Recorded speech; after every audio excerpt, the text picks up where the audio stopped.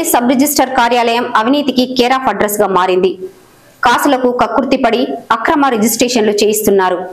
Fake డాక్యుమెంట్లు సృష్టించి అక్రమ రిజిస్ట్రేషన్లు చేస్తూ అవినీతికి పాల్పడుతున్నారు.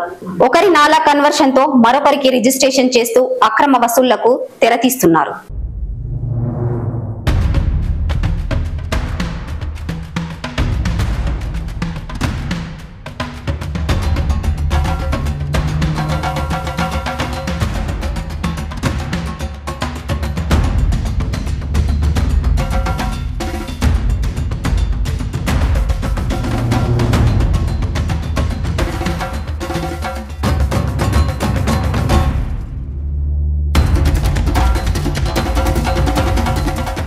పెద్దపల్లి జిల్లా కేంద్రంలోని సబ్ రిజిస్టార్ కార్యాలయం అవినీతికి అడ్డగా మారింది. పెద్దపల్లి సబ్ రిజిస్టార్ కార్యాలయంలో అక్రమ రిజిస్ట్రేషన్లు చేస్తూ అవినీతి దందా కొనసాగిస్తున్నారు. సబ్ రిజిస్టార్ అశోక్ ఆఫీసు సిబ్బందితో కలిసి ఫేక్ డాక్యుమెంట్ తో ఒకే నాలా కన్వర్షన్ తో రెండోసారి రిజిస్ట్రేషన్ చేసిన వైనం డాక్యుమెంట్ రైటర్ పై ఓ రియాల్టర్ దాడి చేయడంతో వెలుగులోకి వచ్చింది. వివరాల్లోకి వెళితే పెద్దపల్లి మండలం రాఘవపూర్ గ్రామ శివార్లోని సర్వే నెంబర్ 1116/1/4 లో గల 1 ఎకరం 7 గుంటల భూమిని కొంతమంది రియల్టర్లు కొనుగోలు చేశారు. రియల్టర్ల మధ్య విభేదాలు రావడంతో అందులో ఓ రియల్టర్ పట్టాదారు భోగి శ్రీనివాస్ తో కలిసి ఎకరా 7 గుంటల భూమిని పూదరి శ్రీనితో శంకర్ ప్రసాద్ మరికొంతమంది పేరు మీద పెద్దపల్లి తహసీల్దార్ కార్యాలయంలో నాలా కన్వర్షన్ చేసుకుని పెద్దపల్లి సబ్ రిజిస్టార్ కార్యాలయంలో డాక్యుమెంట్ రైటర్ దస్తగిరి ద్వారా 19 జూలై 2024లో రిజిస్ట్రేషన్ చేయించుకున్నారు. మరో రియల్టర్ పట్టాదారు భోగి శ్రీనివాస్ తో కలిసి పాత నాలా కన్వర్షన్ ప్రొసీడింగ్ నెంబర్ తో ఎకరా 7 గుంటల స్థలం నుండి 780.68 చదరపు గజాల స్థలాన్ని గండ్ర సంజీవరావు, జి ప్రభాకర్ రావు పేర్ల మీద రిజిస్ట్రేషన్ చేయించుకునేందుకు పెద్దపల్లి సబ్ రిజిస్టార్ కార్యాలయంలో డాక్యుమెంట్ రైటర్ దస్తగిరి ద్వారా 26 అక్టోబర్ 2024 రోజున డాక్యుమెంట్స్ సమర్పించారు.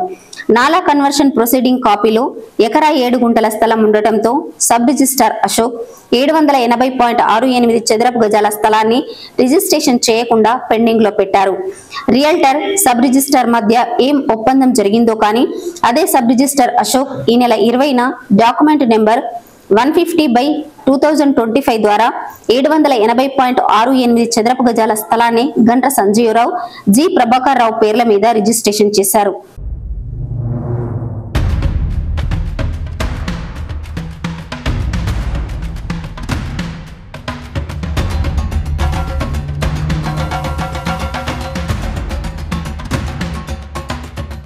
విషయం తెలుసుకున్న ముందు రిజిస్ట్రేషన్ చేయించుకున్న రియల్టర్ గత శనివారం సబ్ రిజిస్టర్ కార్యాలయానికి వెళ్లి నేను రిజిస్ట్రేషన్ చేయించుకున్న భూమిని నాకు తెలియకుండా మరొకరికి ఎలా రిజిస్ట్రేషన్ చేశావని ప్రశ్నించారు.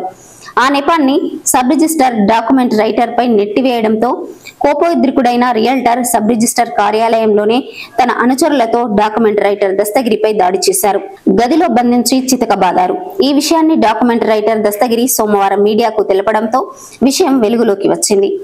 ఈ సందర్భంగా డాక్యుమెంట్ రైటర్ దస్తగిరి అతని సోదరుడు షాకిర్ మాట్లాడుతూ తనపై అకారణంగా రియల్టర్ దాడి చేశారని అన్నారు.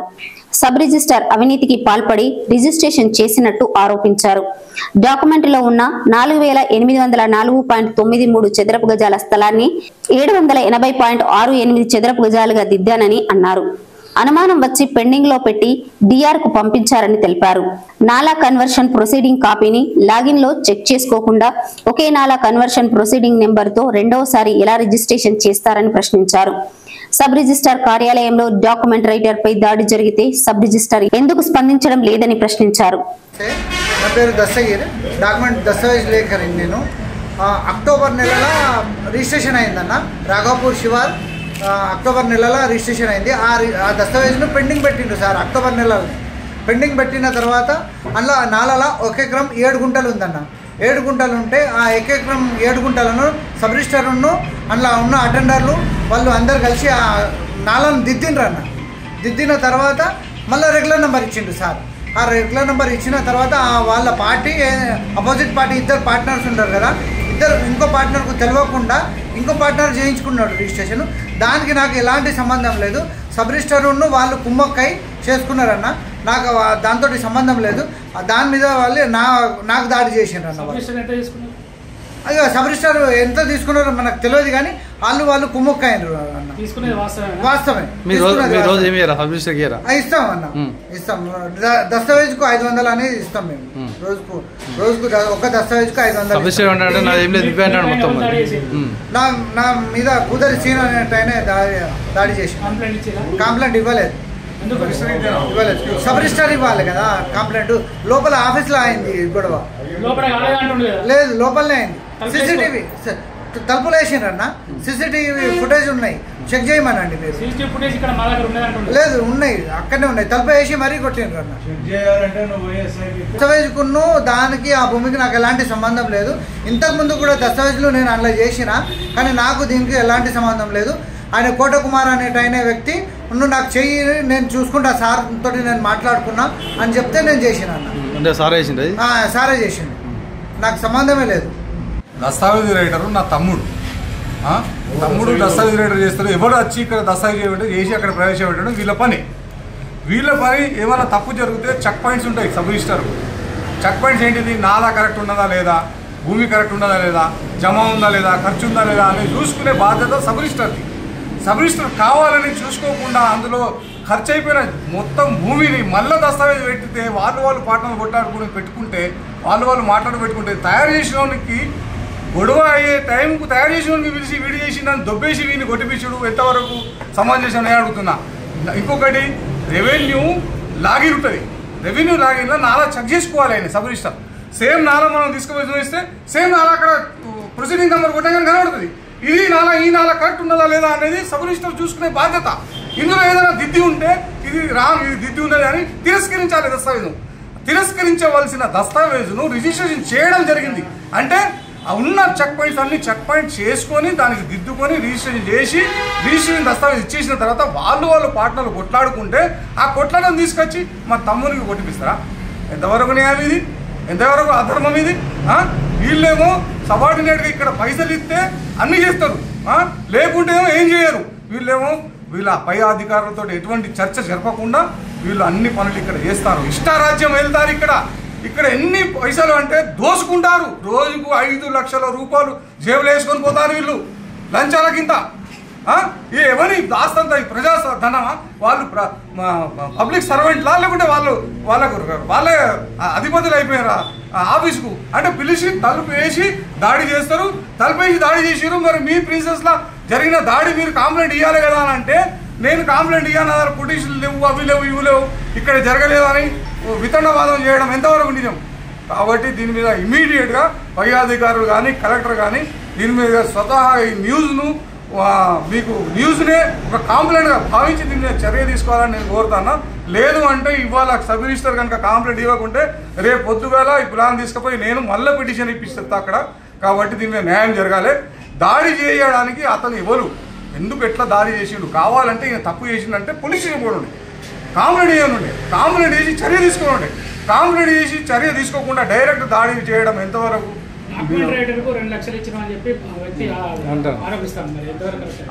నిరూపించు. అదే పోలీస్ స్టేషన్ కంప్లైంట్ ఇస్తే నిజ నిదానం జరుగుతుంది.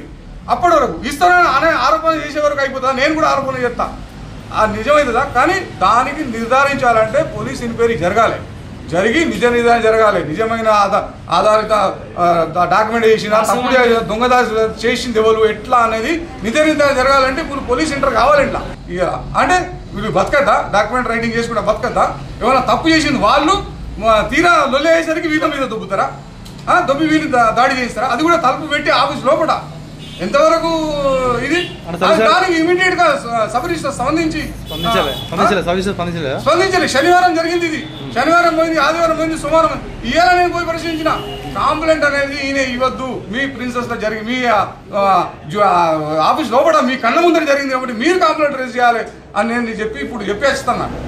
కాబట్టి ఆయన కాంప్లైంట్ రేజ్ చేస్తేనే కరెక్ట్. ఇది లేకుంటే రేపు దీనికి పరిణామాలు వేరే రకంగా ఉంటాయి. ఇక ఇమ్మీడియట్ గా ఆయన స్పందించాలి, కాంప్లైంట్ ఇవ్వాలి, పోలీస్ ఎంక్వైరీ జరగాలి, ఎంక్వైరీ జరిగి నిజ నిర్ధారణ జరగాలి. ఇట్లా ఎవరిది తప్పు అని.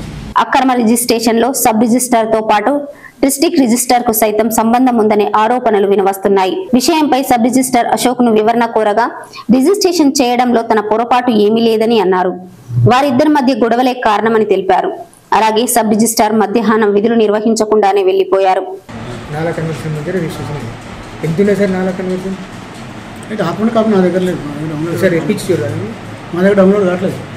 ఇప్పుడు మీరు సరే వాళ్ళు ఎంత డాక్యుమెంట్ ఉందనుకో, డాక్యుమెంట్ రైటర్ అంటే తక్కువ రాసుకొచ్చినా ఒక్క రాసుకొచ్చినా కూడా దానికి సంబంధించి మీరు లాగిన్లో చూడొచ్చు కదా. ఈ సబ్స్క్రిప్షన్ లాగిన్ ఉంటుంది కదా, దాంట్లో ఎంత ఎంఆర్ఓ లాగిన్కి వెళ్తే ఎంత 4 కన్వర్షన్ అయింది, ఎంత కాలేదనేది ఉంటుంది కదా. అది చూసుకొని మీరు రిసీవ్ చేయాలి కదా. మా దగ్గర ఓపెన్ కావట్లేదు.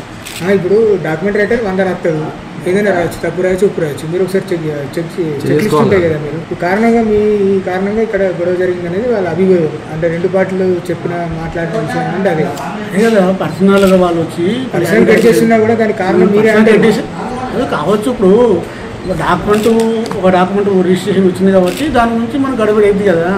గడబడి వచ్చి ఇప్పుడు ఆఫీస్లో కొట్టారంటే మరి కంప్లైంట్ ఇచ్చారు. ఆఫీస్లో కొట్టుపోయి రూమ్ తలిపేసి కొట్టారంట. నెట్టుకున్నారండి. ఇప్పుడు మనందరం వచ్చాం కదా, మాట్లాడుకుంటున్నాం కదా, భూమి మీద నెట్టుకున్నారు అంతే. నెట్టుకున్న వాళ్ళందరూ కంప్లైంట్ కూడా మీరు ఇవ్వకపోతే మీ మీద యాక్షన్ తీసుకుంటామని బెదిరించారు. ఎవరు నన్నే బెదిరించాలి. కంప్లైంట్ ఇస్తున్నారు మరి జరిగిన గొడవ గురించి మాట్లాడతాం. మా ఉన్నతాధికారుల గురించి తప్పనిసరి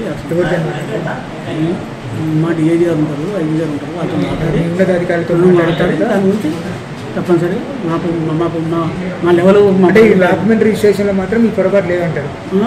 మా పొరపాటు ఏం లేదు. వాళ్ళిద్దరి మధ్య ల్యాండ్ గురించి ప్రాబ్లం. అంటే దాన్ని డాక్యుమెంట్లో దిద్దారట కదా, దాన్ని దిద్దిన దాన్ని మరి దిద్ది ఒకసారి చెక్ చేసుకోవచ్చు కానీ పెన్నుతో దిద్దారట. పెన్నుతో దిద్దలే ఏం లేదు. తప్పైనా చేశారు, తప్పైనా డాక్యుమెంట్ రైట్ చేశారు. చేసింది ఎట్లా ఉంటుందండి. అది తర్వాత వాళ్ళు కూర్చొని మాట్లాడుకుంటున్నాం, ఎట్లా జరిగింది వాళ్ళు కూర్చొని మాట్లాడుకుని జరిగింది వాళ్ళు వాదించారు. విపక్షం మాట్లాడుకుంటున్నాం. అంటే ఒరిజినల్ చెప్పండి సార్. చెప్తున్నాం అసలు ఇక్కడ వాళ్ళు దాడి చేసుకోవడానికి కారణం ఏంటి? వాళ్ళు ఎట్టుకోండి సార్. ఇప్పుడు అక్కడ మాట్లాడుకుంటున్నారు.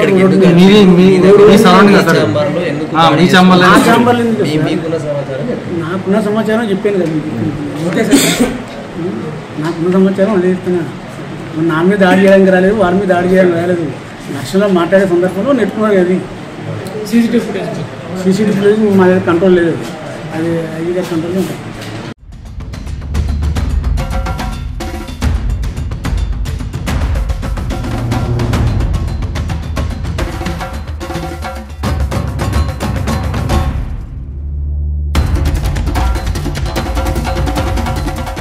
ఈ విషయంపై జూనియర్ అసిస్టెంట్ అభిలాష్ను వివరణ కోరగా సబ్ రిజిస్టర్ డిఆర్ వద్దకు వెళ్లారని చెప్పారు. డిఆర్ వద్దకు ఏ పని మీద వెళ్లారని, టూర్ డైరీలో గాని మూమెంట్ రిజిస్టర్లో గాని రాశారా అని ప్రశ్నించగా ఒకరోజు ఒక పూట లీవ్ తీసుకున్నారని చెప్పారు. లీవ్ పెట్టిన వ్యక్తి ఇంటికి వెళ్లకుండా డిఆర్ వద్దకు ఎందుకు వెళ్లడం పలు అనుమానాలకు తావిస్తుంది. అక్రమ రిజిస్ట్రేషన్ లో డిఆర్ కు సైతం సంబంధం ఉందనే ఆరోపణలకు బలం చేకూరుస్తుంది. మనకు ఇక్కడ మూమెంట్ రిజిస్టర్ కానీ టూర్ డైరీ కానీ ఉంటాయి కదా సార్, అందులో మెన్షన్ చేశారా? ఆల్రెడీ మాకు కాపీ కూడా వచ్చింది. ఆల్రెడీ మెన్షన్ ఇచ్చేది పెట్టింది కానీ సార్ ఒక హాఫ్ డే ఇచ్చేది నాకు ఇచ్చింది. ఆల్రెడీ సబ్ రిజిస్టర్ గారు లీవ్ పెట్టిరా? హాఫ్ డే లీవ్ పెట్టి నాకు ఛార్జ్ ఇచ్చి సార్ డిఆర్ఎస్కి వెళ్ళిపోయింది. ఛార్జ్ ఇచ్చారు. నేను అనేది నాకు ఇక్కడ టూర్ డైరీ ఉంటుంది కదా, డైరీలో మెన్షన్ చేశారా? సార్ మెన్షన్ చేస్తారు. సార్ రేపు వస్తారా సార్? రేపు వస్తారు. ఇప్పుడు ఇన్ఛార్జ్ మీరు సార్. ఇక్కడ డాక్యుమెంటరీ రైటర్ మీద దాడి జరిగినట్టు తెలిసింది సార్, దానికి సంబంధించిన సమాచారం నేను తీసుకోలేదు. నేను సార్ రాలేదు. ఈ విషయంపై జిల్లా కలెక్టర్ స్పందించి పెద్దపల్లి సబ్ రిజిస్టర్ కార్యాలయంలో జరుగుతున్న అవినీతిపై విచారణ జరిపించి తగు చర్యలు తీసుకోవాలని పలువురు కోరుతున్నారు.